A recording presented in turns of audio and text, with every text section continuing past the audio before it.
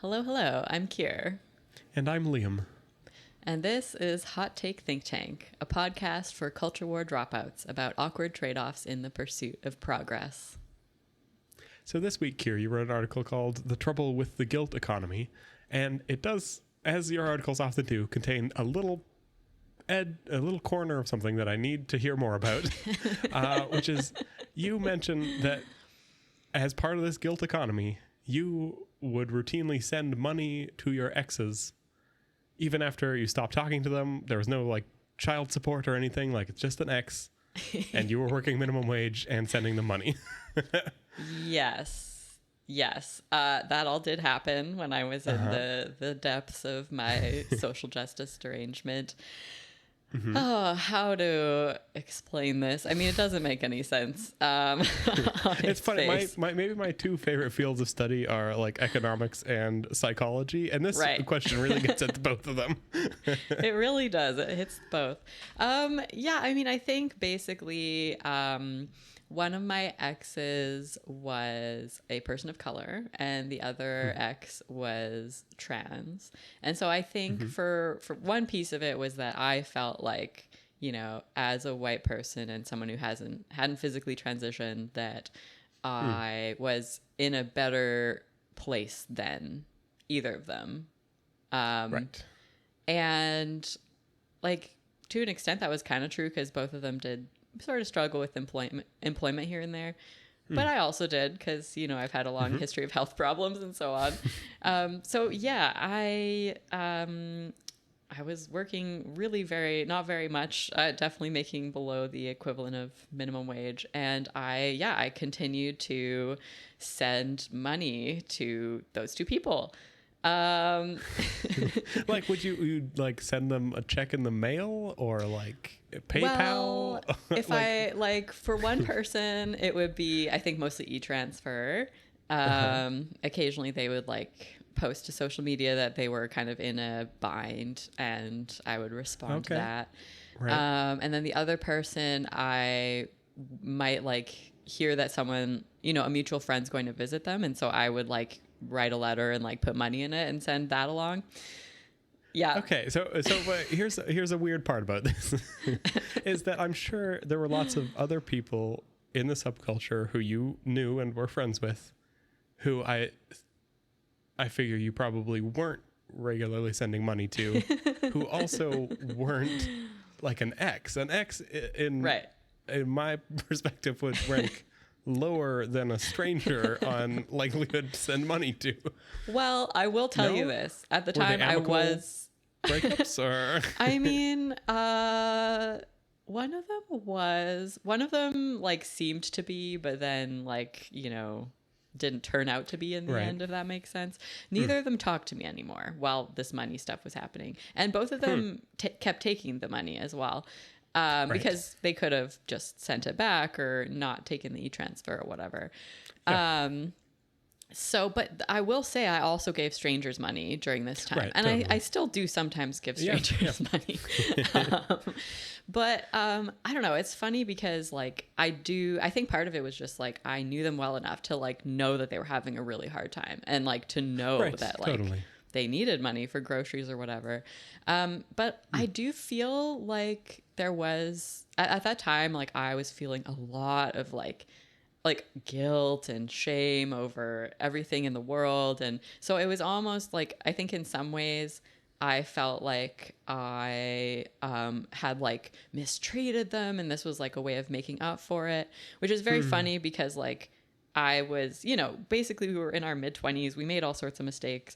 I did things that hurt them. They did things that hurt me. And they certainly did not feel very much guilt about like their part of it, right? Like, but I felt like such tremendous, you know, I don't know. Yeah, just like regret maybe that like this felt like something worth doing.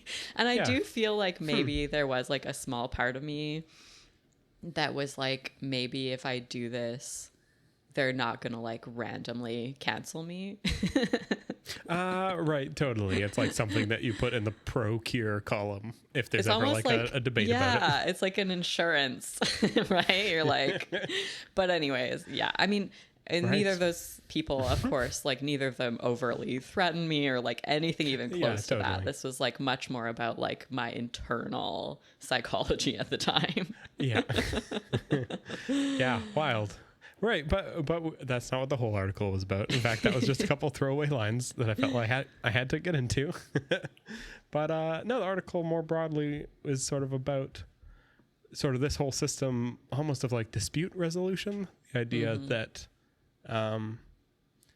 you should sort of choose sides based on this identity stuff and sort of who is more guilty of being in the wrong economic class or of the wrong race or that sort of thing, which is fascinating to read about. Yeah, absolutely. Like, I think for me, it has become very clear that there's been, like, basically that being marginalized has become a commodity, right? Especially Right. in the social sense, right? Where it's like the more oppressed someone can convince people that they are, the more status that they have within the social justice community, and like the more worthy of support and accolades they become. And it's sort of those exchanges that can be financial or can be related to opportunity or what have you. All of those exchanges are kind of what I consider to make up the guilt economy. Right. Yeah, and It's a very interesting idea. I do like how up top you sort of compare it to like or you bring it back to Earth a little bit by comparing it to like the context of women being historically repressed and getting the right to vote. Right. I thought like it does make sense. Yeah, if you find a category of people who are like systematically oppressed, it makes sense to try and right that. So I feel like often when things go wrong, it wasn't like wrong from the start. It's just sort of like over extrapolating sort of, or taking things to a ludicrous conclusion almost. Yeah, totally. And it really does seem like something that, like, I don't know. I mean, I feel like you do have to have all of your basic human needs met and a little bit beyond that in order to, like, spend all this time, like, ruminating about, like, your, yeah, I don't know, like, your position in the world, if that makes sense. Like, yeah. Not that I think that people that are, like, really severely struggling, like, have a lack of like cognition or understanding of their circumstances, but it's more just like, if you're trying to sort of like figure out different ways to like distort your history so that people will feel more sorry for you, like that's a little bit of like a luxurious hobby. No. Yeah, I mean it's a lot of people in the world don't have to hunt at all to find the ways that society has kept them down, right? So there was that quite funny example of the woman who traced her eating disorder back to the Irish famine, or something like that, right? That it's not just which seems wild and sort of backwards to me. Just like in the idea that somehow like the current modern day actually happening struggle of an eating disorder somehow carries less weight than the like historical context of like several generations ago having descendants who went through something tragic. Seems like very weird and backwards. Right. Like, what is more likely, that there were like, bullies at school that influenced this, or that it was the Irish potato famine that your family survived several generations ago? Like what? Totally. Or any other also, like it's like an eating disorder is a challenge regardless of where it came from. Yes. I don't think that necessarily is. I don't know if that's like part of building a solution to that problem would be necessarily figuring out where it came from in the first place, because wherever it came from is in the past. Especially that, but going even further into the past seems like moving the wrong direction. Yeah, well, I think that's the thing about the guilt economy, though, and this came up in a comment that I got from a reader named Jim, who is basically just talking about how he'd been sort of confused, you know, for example, like at the Women's March, when you never really hear about like all the progress that has been made. You just kind of hear about how there's still like all these problems, you know, to be solved. And basically that it's like there is a real aversion, it seems, like on the social justice left to ever admit that there's been any progress at all, right? And that things are even a little bit better than they used to be. So when that's kind of your mentality, you can see how like it becomes less important to fix your eating disorder. It's more important to figure out like how to talk about it and conceive of it, and like how it turns you into sort of a tragic romantic figure, right? Totally. No, and there's this tie into an essay from a few weeks ago about purity, I feel like, where there's this fear of having like an unpure narrative where, right, like the Women's March narrative is about the struggles women face in society, and talking about progress that has been made undermines that narrative. Yeah. Or could, or at the very least, it makes it less pure, right? Like it makes it a less clean picture of like, we are oppressed, we need to make progress, right? And it's like, well, we have made progress is true. And also, if you're like allergic to that sort of complexity in a narrative, you don't want to talk about that part, right? You want to have a nice, pure underdog narrative that like doesn't have any complications of like, you know, the rate of progress or anything like that.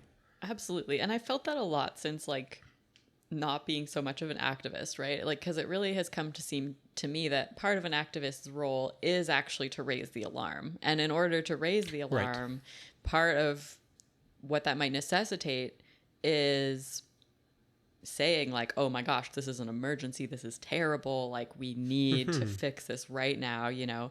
And that it's like maybe there is like a role in society for that, right? But we also need, you know, policy people, or like you just need different perspectives who can be like, can put into perspective what the activists are saying, and can like challenge like the more hysterical parts of it while also like taking the concerns seriously, if that makes sense. Totally. Well, and there's a bit that might come up again later in this episode when we discuss the other article, but there's a bit of like denying the progress worries me in part because it makes it seem as though the current system doesn't allow for progress, and that like a revolution is required, right? That like whatever capitalism democracy we have now, that system isn't working.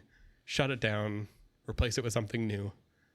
That's like, I feel like that's a natural conclusion if you think like, you know, nothing's being done about climate change, nothing's being done for women, nothing's being done for people of color. I think that I don't know, I think it can lead to that sort of like revolutionary mindset.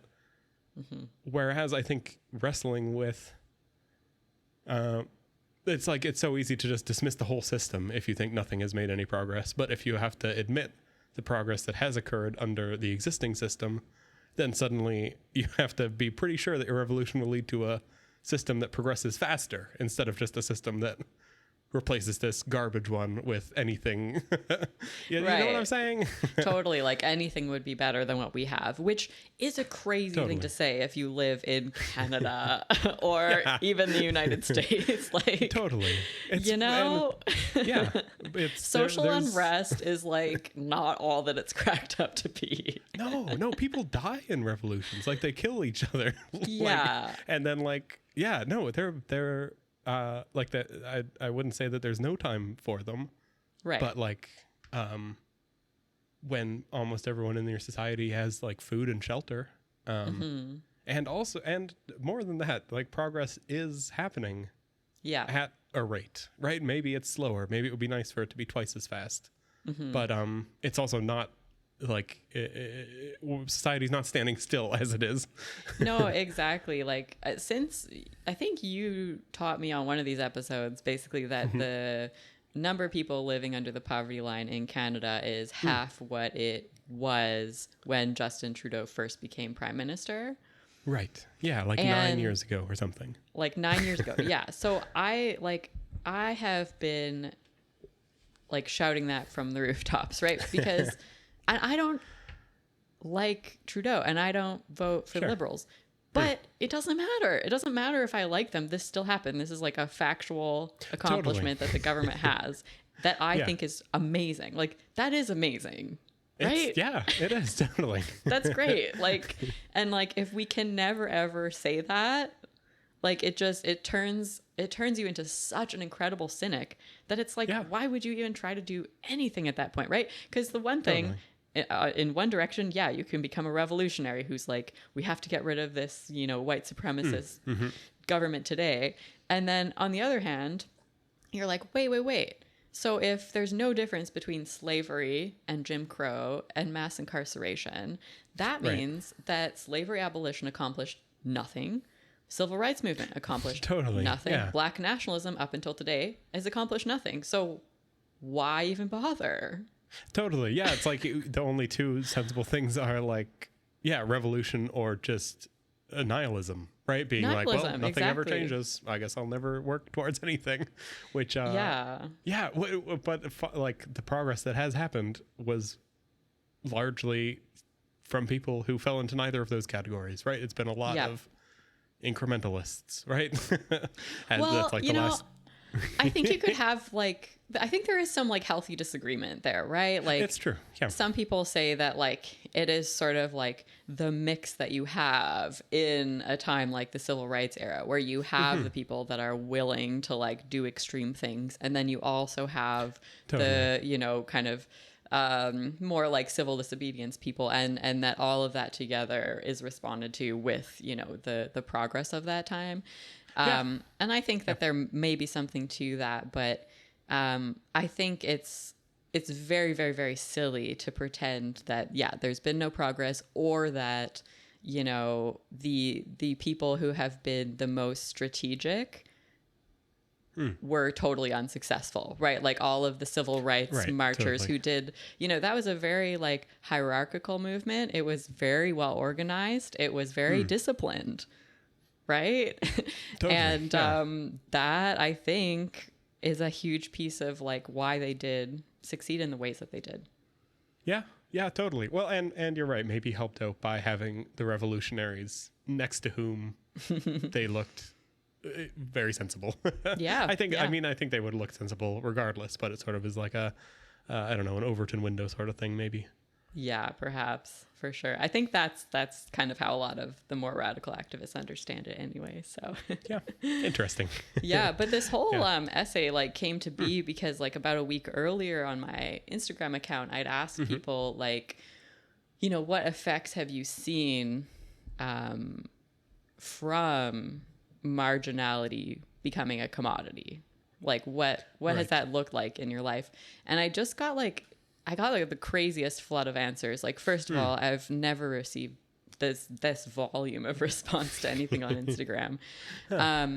But yeah, like it feels like it touched a nerve, and I got like a bunch of really fascinating comments from people that eventually I was like, okay, I got to write more about this.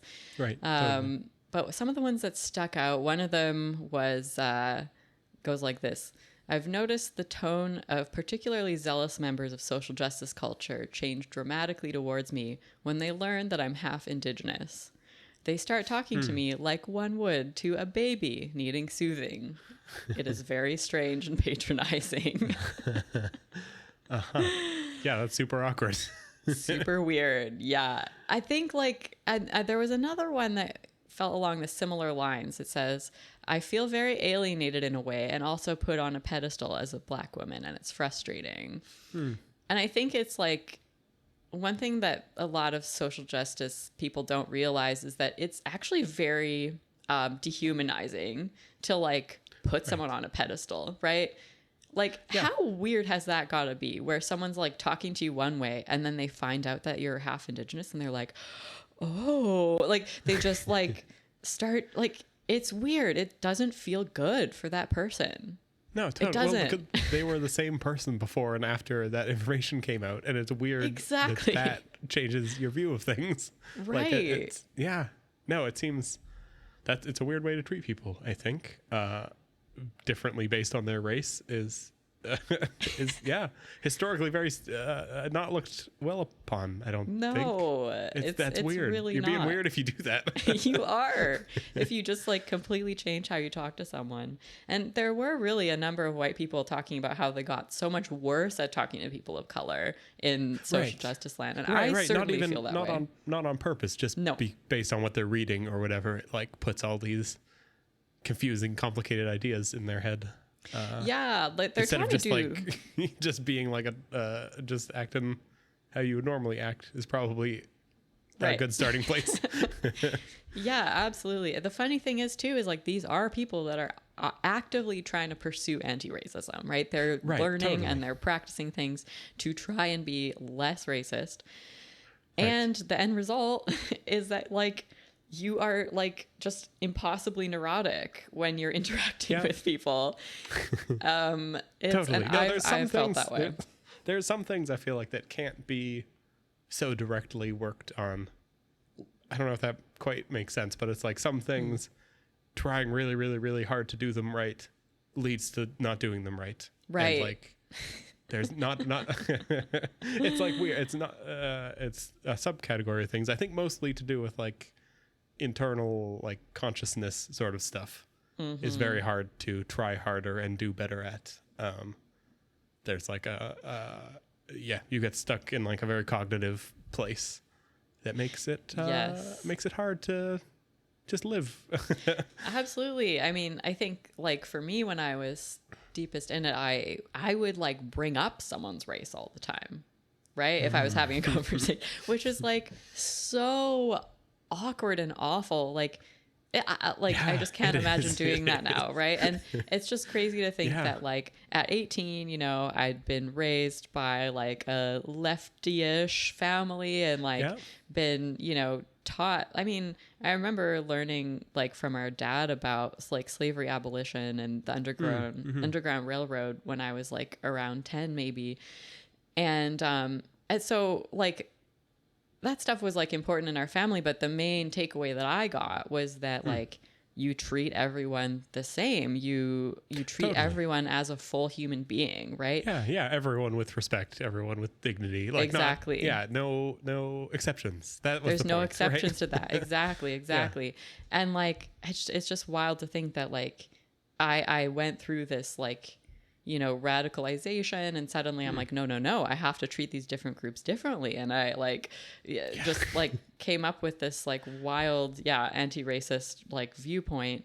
And now I've really come back around to like what our parents taught us, and like, you know, to just like be curious, don't make assumptions, like get to know the actual person in front of you rather than like what you imagine them to be or what you assume them to be. Right. Yeah. No, okay, that actually touches on one of my hard-hitting questions I have about your essay. Okay. Because you mentioned, like I said, you mentioned like the example of giving women the right to vote as like a sensible, sort of, you know, early stage guilt economy sort of thing. You didn't frame it exactly like that. You know what I'm talking about. And I feel like what's interesting about that example is that it's not a special treatment for an oppressed group. It is that equal treatment, right? Let's no longer treat this group differently from the other group. Let's, you know, whatever we're giving to, you know, the best things we're giving to people, we give to everyone. Yeah. And so I'm kind of curious where you land on examples that you think make sense that aren't just that like equality goal, like where if it does make sense sometimes to like overcompensate to not bring a group up to baseline, but to like provide a boost temporarily or forever. Yeah, no, that's a really good question, right? Because there's equality in opportunity, right? Where like everyone gets to apply. There's opportunity in outcome, right? Where everyone ends up with the exact same thing in the end. And so, there's lots of interesting debates around like, well, where exactly where do we need equality, you know? And yeah, should there be some, like, does special treatment make sense in certain cases? Totally. And I think one thing that I think about a lot in that case is I wish that there was a lot more on the job training for many things, right? Interesting. Yeah.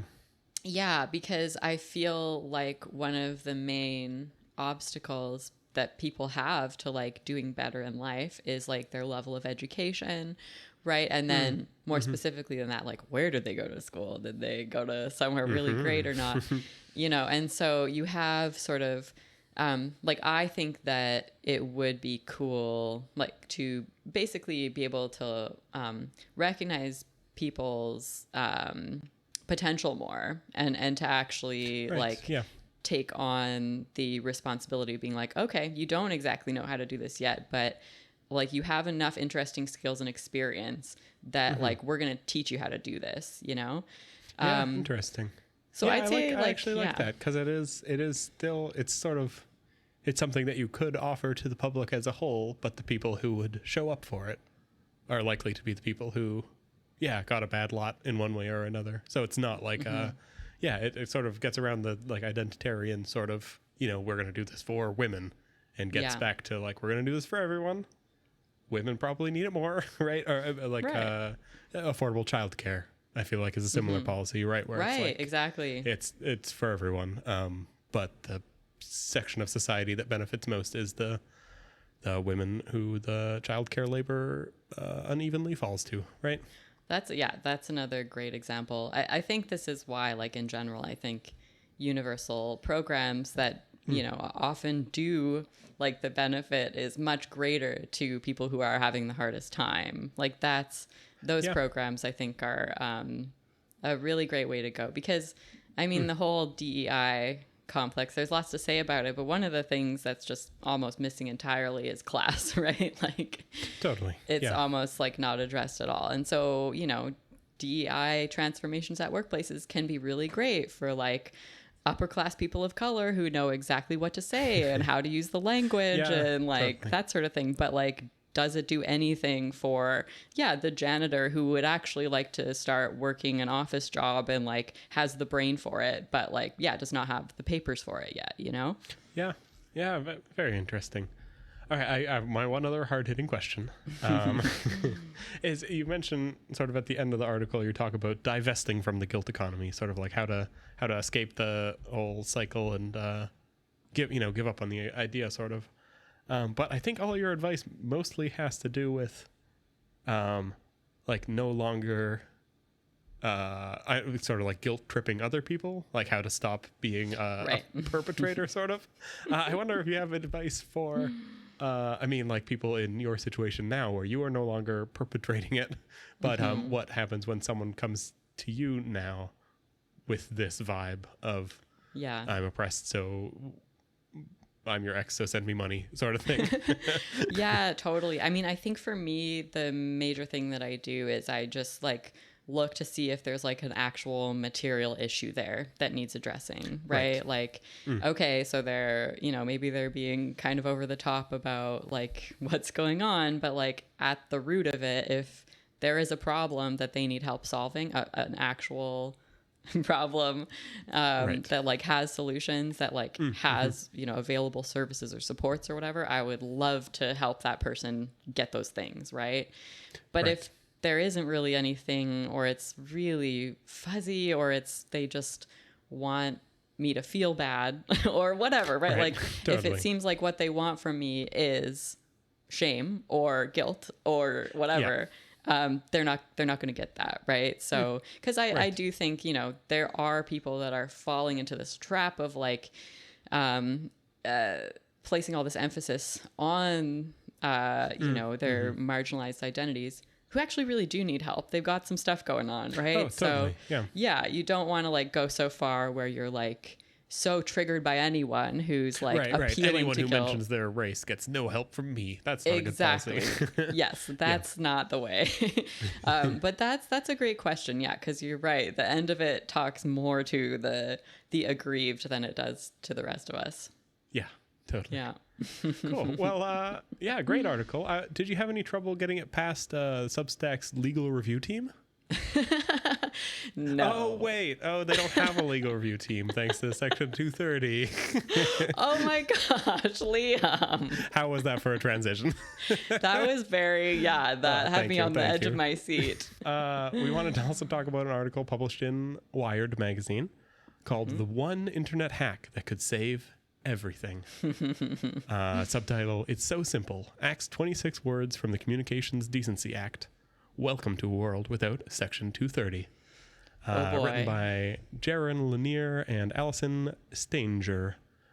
And I have a lot of thoughts on this article. It's funny, I mentioned to you that this is like, I've had thoughts about Section 230 for like 5 or 6 years now, and it has never come up a single time in my life. No one's like, Liam, what do you think about Section 230? Section 230? But you've been so ready this whole time. I'm ready. So let's get into it, shall we? You said you had some context about the author. Did you want to start with that, or should I start with a summary? What do you think? I'll just mention real quick. Jaron Lanier's name jumped out at me, and I realized that I had read a book of his about 6 years ago. Jaron Lanier is a computer scientist and philosopher, among other things, and he is considered one of the founders of virtual reality. He's been in Silicon Valley for a very long time. And I first heard of him in 2018 when he wrote a book called 10 Arguments for Deleting Your Social Media Accounts Right Now. At the time, I found him very persuasive. And the argument that has stuck with me to this day is basically that social media algorithms have more influence on our thinking than we realize, and that we really need a certain percentage of people to stay off of social media because we need independent thinkers. We need original thought, and social media compromises that basically. And yeah, I don't find that as compelling today as I did back then. And part of that is just like, as a writer who is not famous, I need to use social media to find people to read my stuff. And if I'm just shooting myself in the foot if I don't do that, basically. And Interesting. Yeah, so I think that, like, I would say that Lanier is, like, a bit of a doomsdayer in regards to the effects of social media. And I think that there's, like, it's good that someone's doing that, but that's sort of, where I think he's coming from. Yeah, interesting. I mean, that makes me think of what we were talking about before, like the is there a use for revolutionaries, even if you don't think revolution is the way to go? Exactly, yeah. Cool. Yeah, so let's get into the article a bit. It starts by stating that the concept of free speech no longer makes sense thanks to the internet.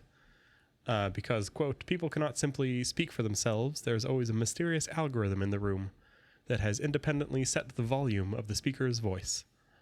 And so that's the lead into suggesting that all regulation for the internet needs to be rethought. Particularly, this article is suggesting removing Section 230 of the Communications Decency Act. It goes into a bit of history of Section 230. It's a clause about liability. You know what? I'm going to jump into my history because I think I have better history about it than was in this article. There was these two lawsuits in the 90s that led to Section 230. The first one was Cubby versus CompuServe in 1991. And basically it was Cubby suing CompuServe for defamation because there were comments on a CompuServe forum that were claimed to be defamatory. Right. And CompuServe, was running the website but hadn't written the comments themselves. And the judge decided that CompuServe was not liable because they weren't a publisher. They were a distributor. Right. 4 years later, Stratton Oakmont sues Prodigy in a very similar situation. Stratton Oakmont, funny enough, is the Wolf of Wall Street company. Oh. It doesn't come into it any other way. It's just sort of a fun fact. But in this case, Prodigy lost because they moderated their forum. And because they were like actively removing some comments and, they had policies and guidelines in that, the judge said, you're more than a mere distributor. You're a publisher of sorts. So you are liable for everything that gets posted. Wow. And so this left the law in a very awkward place where you had two options, basically. Either don't moderate at all, Right. and you're in the clear liability-wise, or moderate so strictly that you are sure nothing anyone is posting will get you into any legal trouble. Wow. Which requires a very high level of moderation, obviously. No kidding. I mean, at that point, you just wouldn't have reviews anymore. Yeah. That You'd weren't turn off your positive. comments. You'd turn off, and you'd turn off. Well, especially for like defamation, because it comes down in many cases to whether or not the statement is true, which is very hard to determine before it gets to the court. So you would sort of just like any sort of speculative thing, you would just delete. So that was a bad situation for the law to be in. And that's where Section 230 came in. The idea of it is, it was framed by like the original people who drafted the legislation as a sword and a shield. The shield is you're not going to be legally liable for the stuff that gets posted on your website.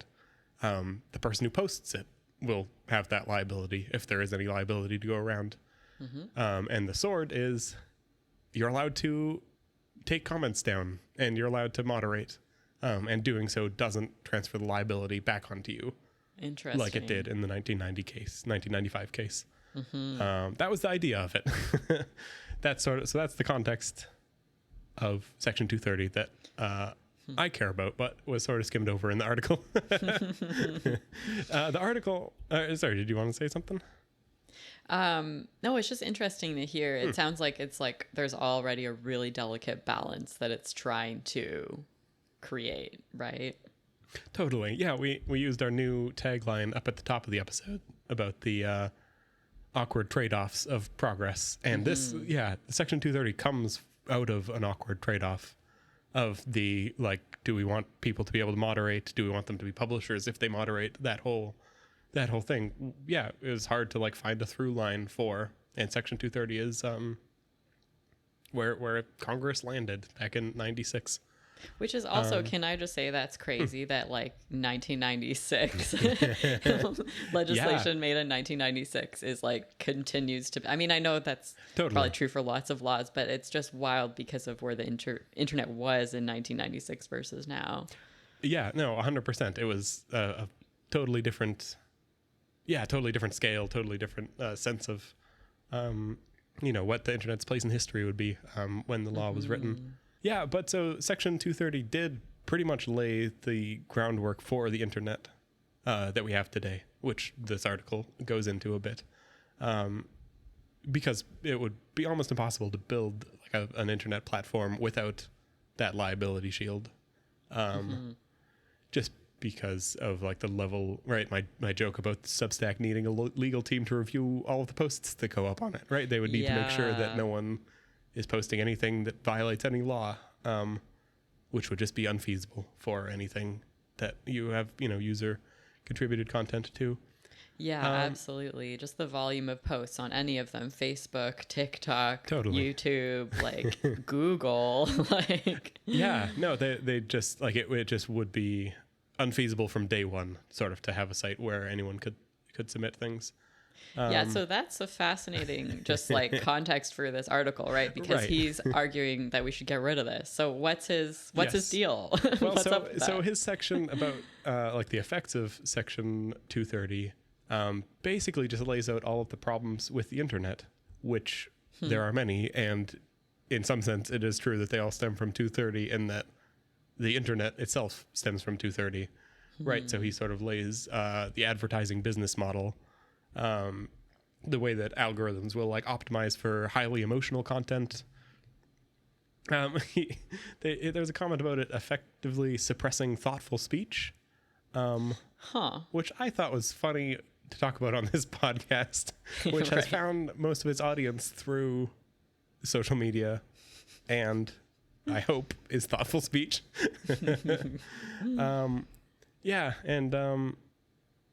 Then after sort of going over the problems with the internet, which it sounds like has been a thing this author has written about before.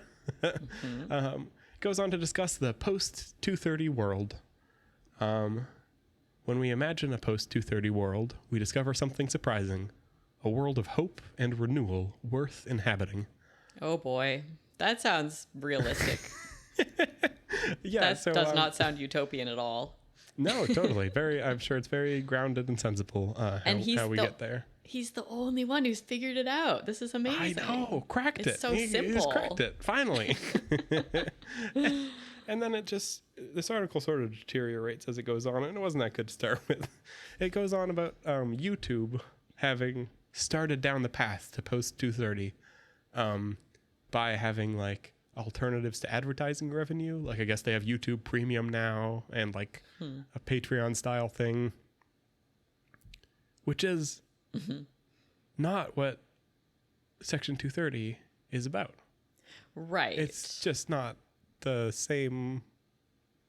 It's just not the same thing. No, and it's also like totally not realistic for how all of these different platforms that rely on the protections of 230, like they can't just all have patrons. What, Google has a Patreon? Yeah. No. Like how does that work? Yeah, there's sort of this conflation of Section 230 and like ad supported businesses, which I think are related because they both sort of work well with like a huge volume of content is good for advertising businesses. But yeah, they're not the same thing at all. They're maybe related, but yeah, overturning 230 would not mean no more advertising on the internet. It also says that companies would be compelled to prevent harassment, which is also not very clear. Because again, without it, the options would be stop moderating entirely, which would not help with harassment, or moderate like wild to get rid of everything that could possibly be illegal, which would prevent harassment, but would also prevent like a lot of things. Like, voicing your concern about all sorts of political things. I imagine this show and your essays probably wouldn't get past the sort of filters that need to be set up. It will be a lot. I mean, it would probably be a lot more of the like, no shade towards it, but like the picture of my dinner sort of on Instagram. That stuff could probably continue, but any speech that could be offensive probably would be out the window without Section 230. And that really is like, if you spend enough time on the internet, you realize that people are offended by literally anything. Someone out there is. Right? Yeah, totally. So it's like the only like feasible way to get the filtering done at the scale that would be necessary would have to be sort of like a blunt automated filter that just like checks for words, right? Like just the number of posts. There's no way that you can actually have things screened by a legal team. It would have to just be sort of blunt. And then the article ends with a part about artificial intelligence, saying that quality content makes AI better, and that we should regulate to make content better, and that Section 230 somehow stops that. So he sounds kind of all over the place. It wasn't a super cohesive article, I don't think. And so it sounds like you are very skeptical of getting rid of Section 230. Am I right about that? Yeah, totally. So what are the concerns that you have? What do you think it would do to the internet to get rid of 230? Right. What would it do to the internet to get rid of 230? Aside from just destroy it completely. Yeah, I mean, it would.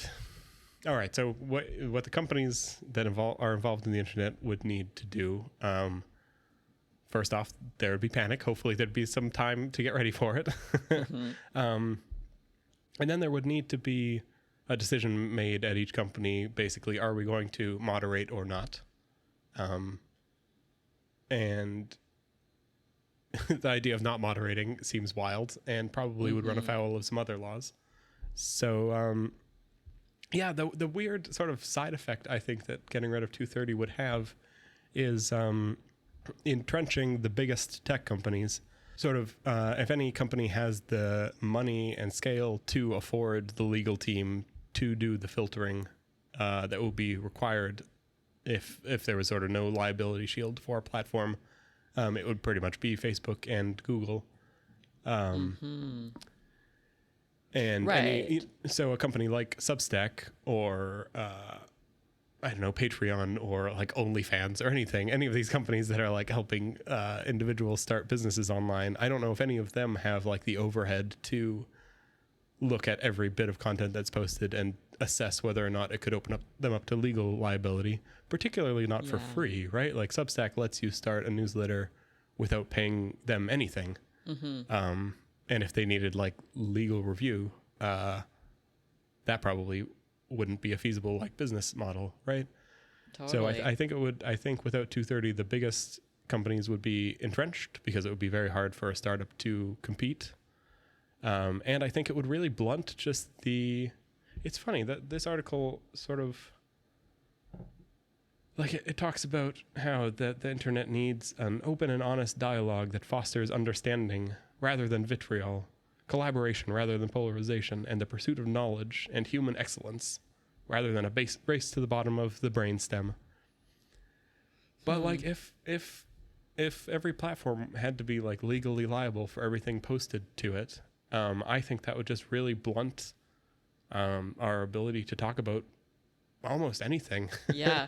Well, Like I totally agree. Like it seems like he really has not like thought it through, which seems strange for someone who's writing a Wired article. But like, it just doesn't seem that like, it felt like when I was reading it that he just made these leaps where he's like, you know, oh, people would think it would be bad to get rid of it because of these reasons, but we'll just solve them and it'll be great. Like, there's several times where he's just like, the answer won't be easy, but I'm sure we can find it. And I don't know. There's like on the meta level, what bothers me about articles like this is that, again, it sort of gets at what we were talking about before with like the lack of acknowledging progress, like undermining people's belief in democracy. I feel like similarly, pretending that there are these really easy solutions to these huge problems undermines people's belief in democracy because it's like, oh, wow, I read this article in Wired that says if they just change one law, every problem with the internet will go away.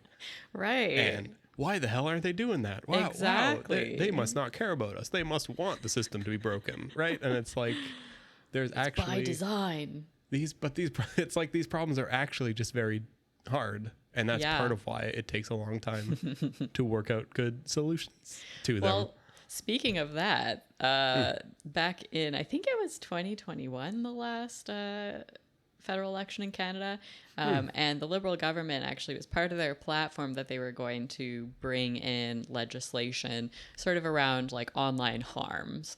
And it actually they finally tabled a bill. It's called Bill C-63, also known as the Online Harms Bill.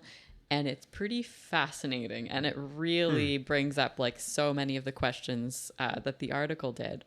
So I'll quote from a CBC article by Darren Major called Long Awaited Online Harms Bill Proposes Higher Sentences for Spreading Hate Online. So here's the first little bit of it. The Liberal government is proposing heavier sentences, new regulatory bodies, and changes to a number of laws in new legislation to tackle online abuse. The Online Harms Act, tabled Monday, proposes to police 7 categories of harmful content online.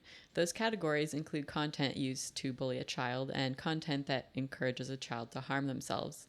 They also include hate speech, content that incites violence or terrorism, content that sexualizes children or victims of sexual violence, and sexual content that is posted without consent.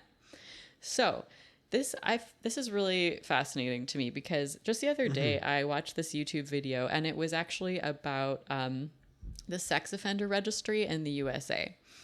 And I promise this all ties in together. I trust it. Basically, what I learned is that like someone who, say, urinated while drunk in public, someone who dated a younger teen while they were an older teen, and someone who groomed and raped multiple small children all face the exact same lifelong consequences of the sex offender registry. Right. So, your face is forever on this sex offender registry list. So is your address. You have lifelong probation. You cannot move without, registering all over again and getting a new, probate or parole officer. I think, I'm not sure if it'd be probation or parole. In any case, you're constantly checking in with the state. Different states have laws around how far away from a school you need to live. Just all sorts of stuff, to the point where in certain states there are basically homeless encampments that are almost entirely people that are on this registry because they can't get work. They can't live with their own families. And again, we're talking about everyone from violent rapists to, teenage mistakes that were bad, but really nothing compared to those, to the violent rapists and that are very unlikely to pose any sort of threat to anyone ever again. Right. So, it's that flattening that's really concerning because here's the thing, who's going to defend child molesters? Right. Yeah, totally. Nobody, right? Nobody. But then all of a sudden you realize your friend who peed while drunk, is an offender. There's a dissonance, right? You can't possibly think that that's reasonable. So when it comes to this new bill, of course we want kids to be safe. Of course we want people who have sexual images of them put online to be able to get them taken down quickly. There's some stuff in here where you're yeah, great. Let's do that. Totally. Yeah. But the questions kind of come up around the gray area, especially terms that are not actually well defined, hate crime or hate being one example. Yeah. No, it's super interesting. It's, it's so easy to, we're just having a casual conversation like this one. You just use terms like that. And there's an understanding. But when you write laws, you have to actually be very specific. You have to define your terms because it will be used in court to make decisions based on the precise wording that a law uses. But another thing that reminds me of, I while I was preparing for this, I listened to a podcast where someone complained about how when newspapers talk about Donald Trump, they will often use phrases he made racially charged comments. And people hate that, right? Everyone hates that weaselly language, right? No one's Trump is a racist, right? Everyone's oh. But the thing is, the reason newspapers do that is because they're worried about the liability of defamation, right? And the reason people on Twitter or Instagram get to say Trump is a racist is because of Section 230. Right. That's the sort of language, that sort of gray area. If I say that, am I defaming someone? Probably it's a gray area. And Section 230 helps sort of that gray area thrive in a way, right? Yeah, absolutely. That a big company with lawyers would never let it get through, right? But yes, that sort of middle ground gray area. It can be important. It can. And it's there's just, the thing is when it comes to infringements on free speech, usually people want the infringements on the people they disagree with and they don't want them on themselves. Right. And they're it's hard to contend with the idea that we're going to hold everyone to the same standard. Right. So one of the things, so I looked at, what did the, what's it called? The Canadian Civil Liberties Association. What do they think of this bill? Because I think they, their whole thing is kind of playing the devil's advocate, but maybe that's not fair. It's even more so about worst case scenario, right? What are the unintended consequences of legislation like this, right? So, of course, they do some hedging, saying, they endorse the declared purposes of blah, blah, blah, all the good stuff. But they say our initial assessment reveals that the bill includes overbroad violations of expressive freedom, privacy, protest rights, and liberty, and that these must be rectified before the bill is passed into law. So I'll give you the craziest example for starting out here. And that is that right now, if you advocate for genocide, the maximum sentence for that is 5 years. Do you want to guess with this new bill what the maximum sentence is for advocating genocide? Oh, I really don't know.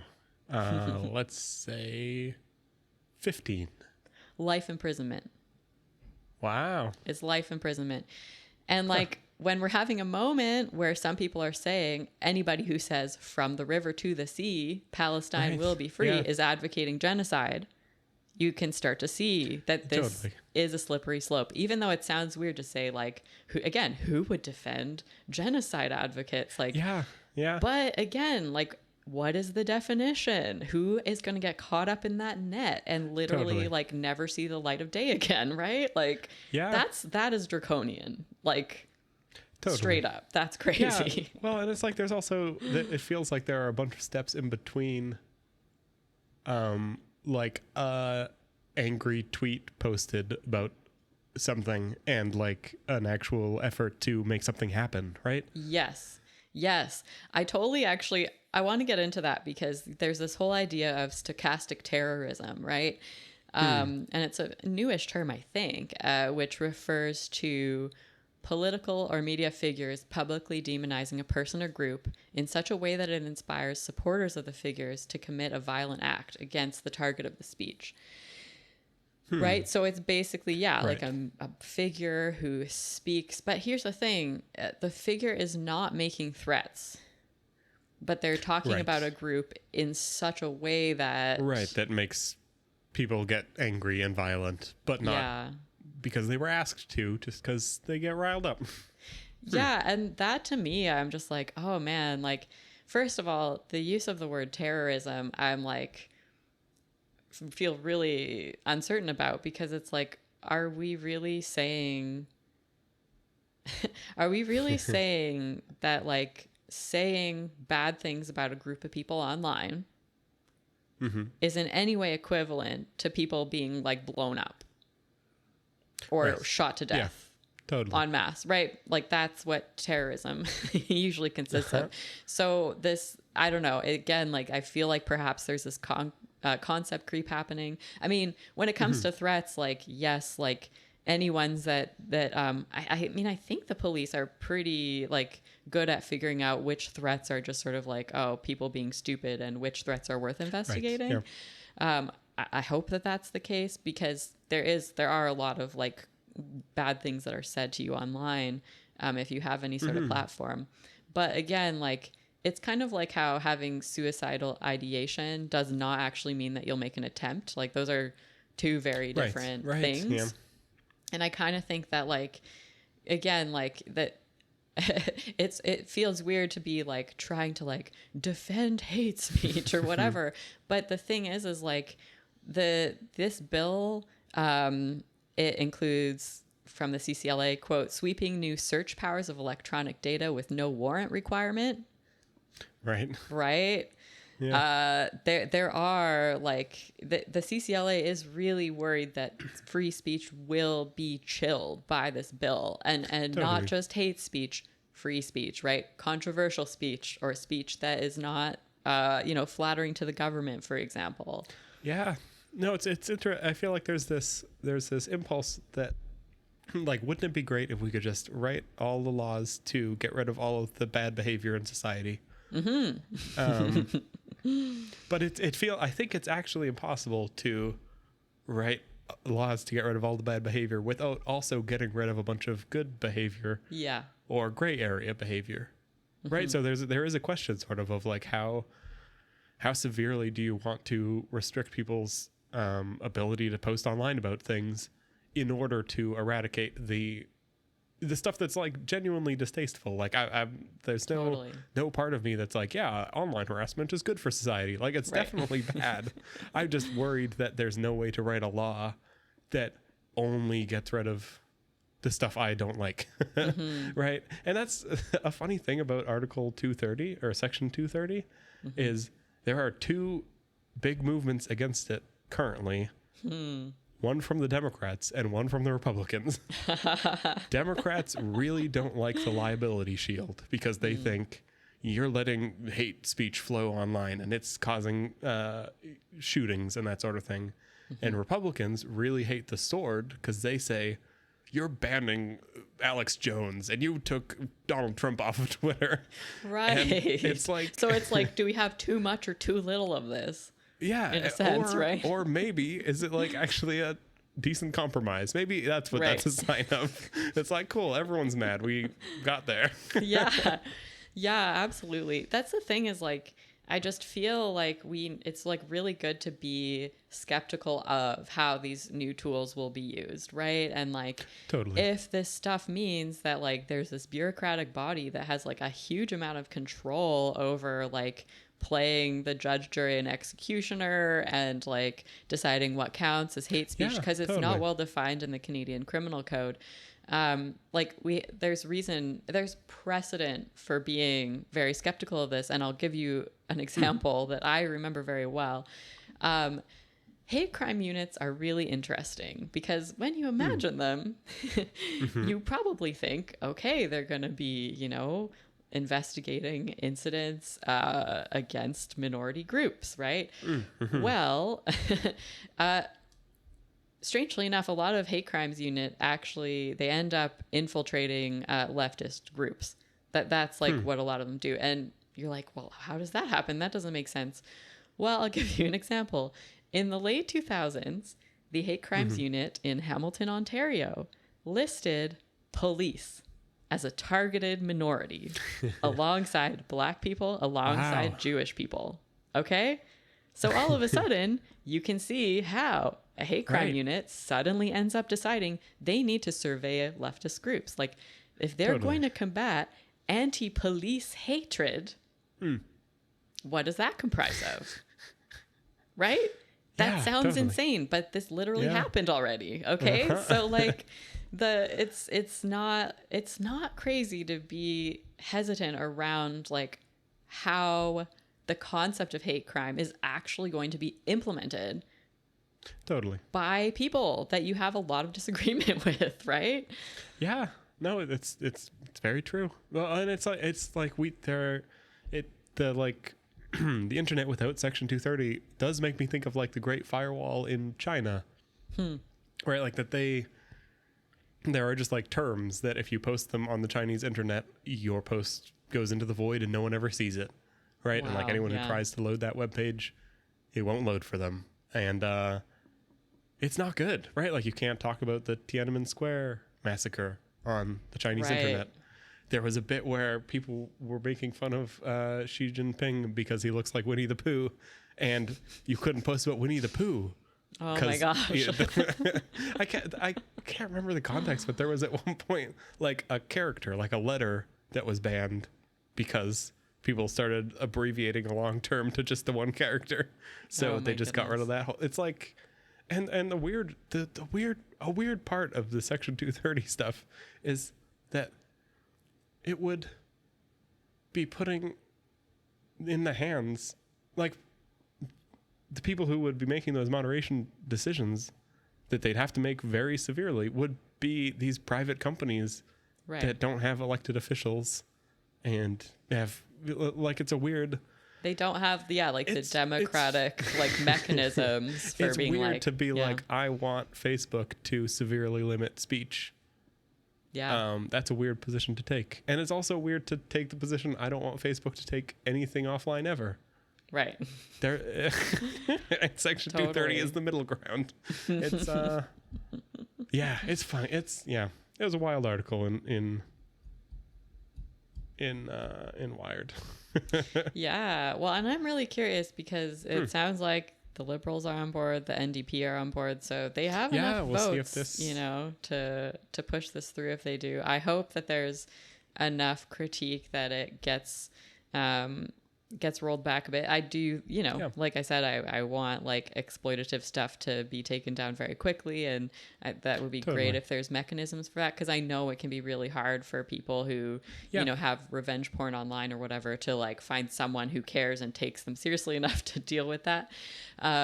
It just feels like there's like some really good stuff and some really, really bad stuff mixed in together in the bill. I think like the term slippery slope gets thrown around a lot and misused a lot. But in this case, I actually really think it fits. Yeah. No, I think I'm with you. This stuff is hard to get right, I think, because it's like, if it was as easy as removing Section 230, it would be easy to get right, but it actually isn't. It's actually very like tangled, and it's just full of those awkward trade-offs, like our new tagline says, right? That it's like, how many civil liberties are you willing to give up in order to get rid of online harassment or something? Hopefully, exactly. I guess legally, none. I think civil liberties are enshrined in law. So then the question is, how can you fix these problems without removing people's civil liberties? Mm-hmm. Which is a really, really hard problem. Mm-hmm. It's not, unfortunately, there is not one weird hack that will solve the world. Sorry, Jaron. I know you tried. Yeah. It's a good title. I mean, it got us to read the article, so. It did. But, I think it's, if anyone is coming to you and telling you that they have the simple solution to this massive social problem. Well, it does remind me too of those old ads on the internet that were like, doctors hate him. Do you remember those? Where it's like just some random guy who claimed to have like a medical cure, and that doctors would hate him because they want you to be sick so you pay your medical bills. Oh yeah, absolutely. I think that guy's in prison now, actually. Well, there's this like conspiracy theorist, like paleontologist or whatever, who has that Netflix show, Apocalypse. You've told me about this. I probably even brought it up on the podcast before, but I just love it because he'll be like, anthropologists are hiding this information. They don't want you to know about this. And then the show literally cuts to an anthropologist who is talking. Totally. About the thing. And now we're going to the secret location on an anthropological dig site. It's like, yeah, exactly. What are you talking about? Did you come across this on your own? You were just wandering through the forest? No. There's not like a secret solution that the world is keeping from us. This stuff is tricky. Or is there? Stay tuned. Check in next time. Yeah. Exactly. If only. Well, this has been Hot Take Think Tank. Until next time.